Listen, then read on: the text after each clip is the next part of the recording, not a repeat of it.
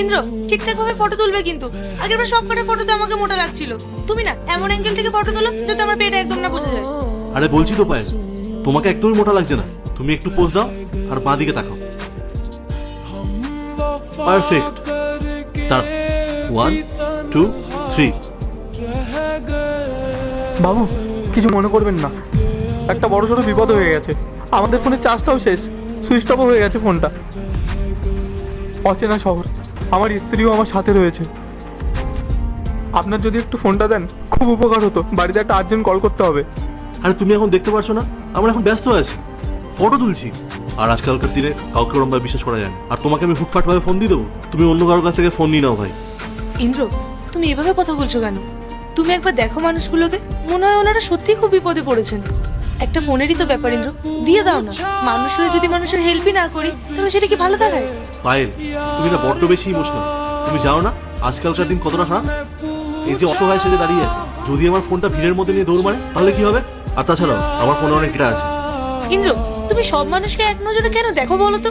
তুমি দেখতে পাচ্ছ ওনার সাথে ওনার ওয়াইফ আছে, ওনারা কি ফোনটা নিয়ে পালিয়ে যাবেন? ওনারা হয়তো সত্যি অনেক বড় বিপদে পড়েছেন। ওনাদের সাহায্য করলে আমাদের তো কোনো ক্ষতি হয়ে যাবে না, বরং ওনাদের অনেক বড় উপকারী হবে। তুমি দিয়ে দাও না ফোনটা প্লিজ। তুমি যখন এত করে বলছো আমি ফোনটা দিচ্ছি। এনি ভাই তাড়াতাড়ি করবে, আমাদের অনেক তাড়া আছে। ধন্যবাদ দাদা, ভগবান আপনাদের অনেক মঙ্গল করুক।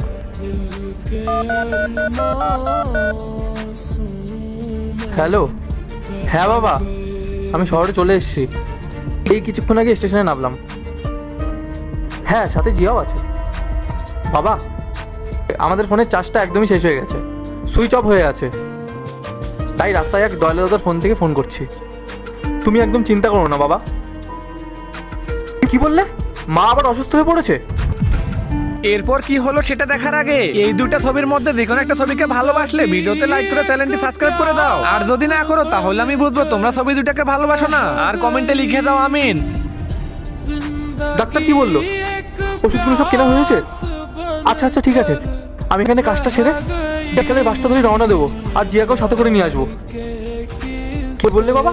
আমরা কখন পৌঁছেছি? এখন তো 12টা 20 বাজে। এই আমরা স্টেশনে 20 মিনিট আগেই নেমেছি। হ্যাঁ হ্যাঁ, কি বললে বাবা? কত টাকা লাগবে ওষুধের জন্য? আচ্ছা ঠিক আছে বাবা, আমি ব্যবস্থা করছি। আমি একদম পরের পার্ট চাইলে কমেন্ট করো।